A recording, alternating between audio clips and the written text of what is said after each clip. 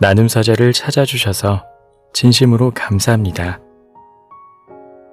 오늘도 지혜를 나누는 소중한 시간이 되길 기원합니다.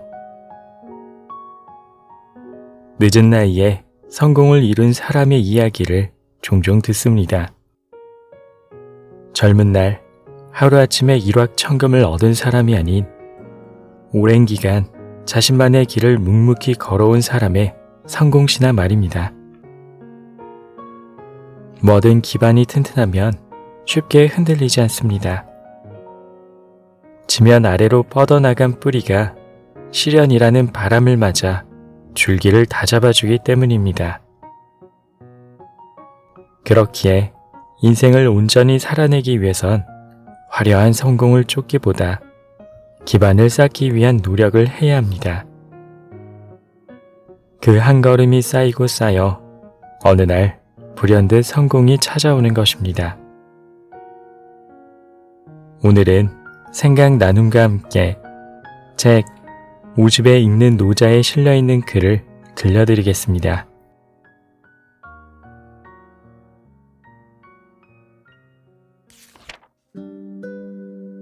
뿌리 깊은 나무는 바람에 뽑히지 않는다. 제대로 세운 건 뽑히지 않고 제대로 품은 건 빼앗을 수 없다. 선건자 불발, 선포자 불탈. 늦은 봄 햇살 고운 날, 식물원에는 접시꽃이 흐드러지게 핀다. 초등학교 때 동요로 많이 불렀던 곽꽃이나 채송화도 여기저기서 산책객들의 눈길을 사로잡는다. 예전에는 어떻게 생긴 건지도 잘 알지 못했는데 식물원에서 눈으로 자주 보고 카메라에도 자주 담다 보니 이름만 떠올려도 꽃 모양과 색깔이 선명하게 떠오른다. 접시꽃은 키가 비교적 작은 식물에 속한다. 지면에 가까이 밀착되어 있다 보니 바람이 웬만큼 강하게 불어도 크게 영향을 받지 않는다. 그렇다고 흔들리지 않는 건 아니다. 바람이 부는 날에는 접시꽃도 곽꽃도 채송화도 모두 흔들린다. 도종환 시인이 노래했듯 세상의 꽃들 가운데 흔들리지 않고 피는 꽃은 하나도 없다. 어디 꽃들만 그런가? 모든 식물이 그렇다. 바람이 불면 버드나무가 가장 먼저 흔들리고 곁에 서 있는 물풀의 나무와 느티나무, 느릅나무도 덩달아 흔들린다. 그렇다고 그들이 뿌리째 뽑혀 날아가는 일은 없다. 자연은 존재의 기반이 단단하고 튼튼하다. 땅속 깊이 뿌리를 내리고 있기 때문이다. 식물원에서 서식하고 있는 수천여 종의 식물들 가운데 바람에 뿌리가 뽑혀 날아가는 경우를 단 한 번도 본 적이 없다.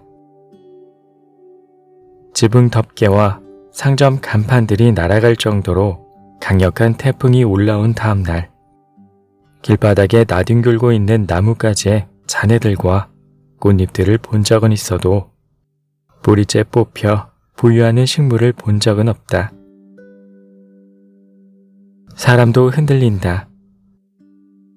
다만 자연과 다른 점은 사람의 경우 크게 흔들리면 존재의 기반이 송두리째 뽑혀 공중에 날아가 버릴 수도 있다는 사실이다.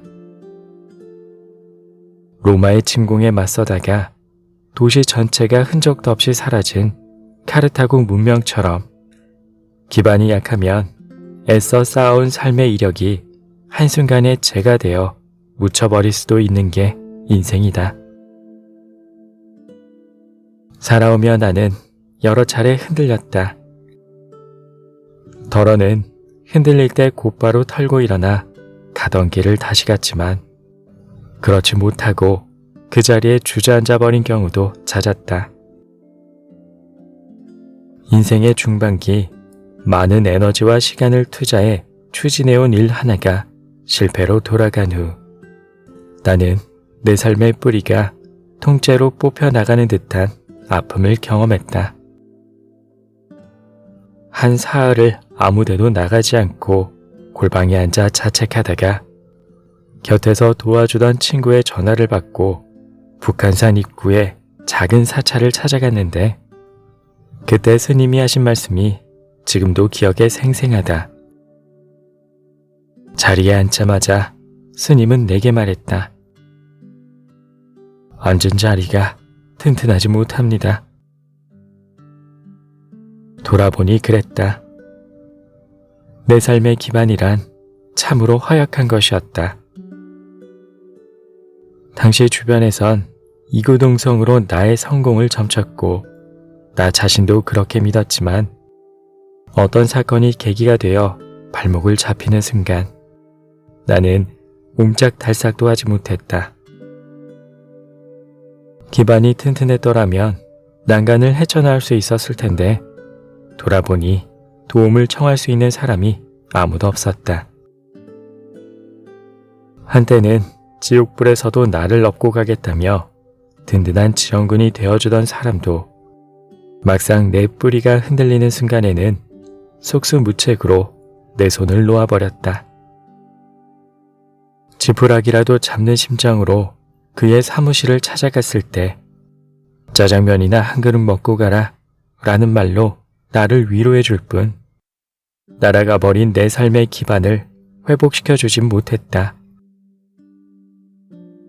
그 일을 겪은 후 나는 나를 철저하게 돌아봤고 삶에서 결정적인 위기가 닥쳤을 때 나를 지켜줄 수 있는 사람은 오직 나 자신밖에 없다는 인생의 진리를 몸과 마음에 깊이 새겼다.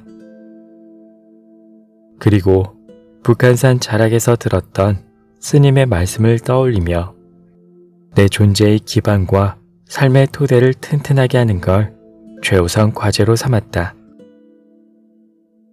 작은 일 하나에서도 그 교훈을 잊지 않았다. 책을 읽다가 좋은 구절을 발견하면 거기에 담긴 메시지를 내 마음과 머리에 오래도록 남기고자 문장의 의미를 곱씹으며 여러 차례 반복해 읽었다. 무슨 일을 하든 오늘의 한 걸음이 쌓여 내일의 만 걸음을 만든다는 생각으로 묵묵히 최선을 다했다. 노자는 말한다. 제대로 세운 건 뽑히지 않고 제대로 품은 건 빼앗을 수 없다. 자자손손 제사가 끊이지 않는다. 몸을 갈고 닦으면 덕이 참되고 가정에서 실천하면 덕이 넉넉해지고 마을에서 실천하면 덕이 자라나고 나라에서 실천하면 덕이 풍성해지고 전하에서 실천하면 덕이 두루 퍼진다. 도덕경 54장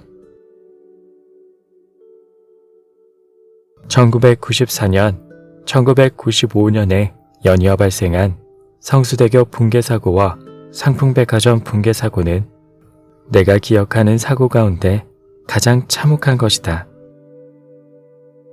아침 등굣길에 날벼락을 당한 학생들의 모습과 백화점 건물 잔해에서 차가운 시신으로 발견된 쇼핑객들의 모습이 아직도 눈에 선하다. 두 사고는 모두 부실공사가 빚어낸 인재였다. 제대로 세우지 않았기에 쉽게 뽑혔고 제대로 품지 못했기에 쉽게 빼앗겼다.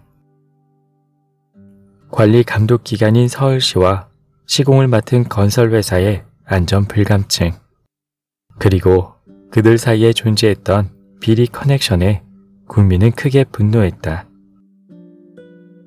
두 사고는 우리에게 기초와 토대의 중요성을 새삼 일깨웠다.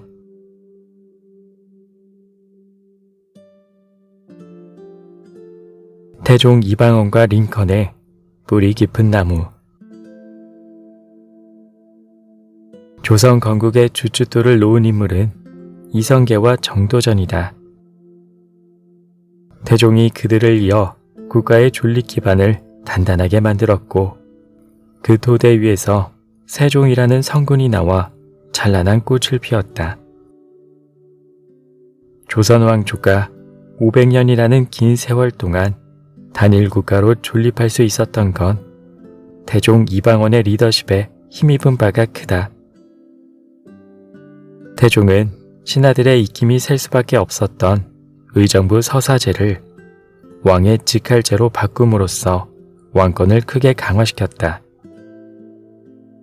그리고 왕권이 흔들리는 걸 막고자 자신의 손에 피를 묻히는 걸 두려워하지 않았다.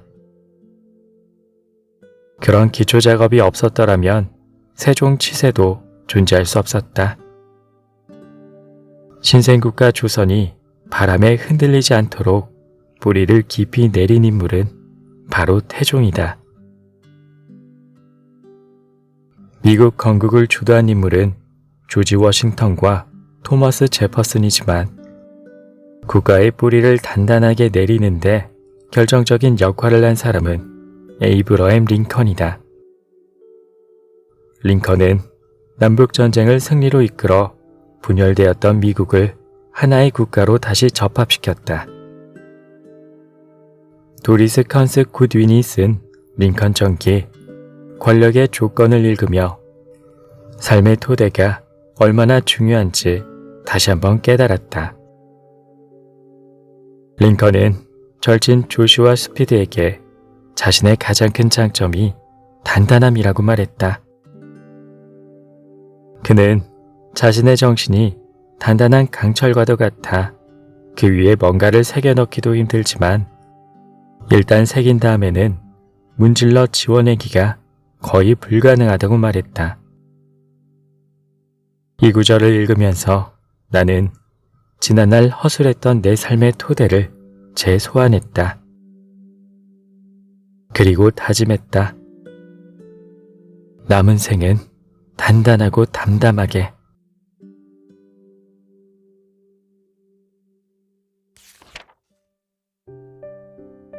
이야기 잘 들으셨나요?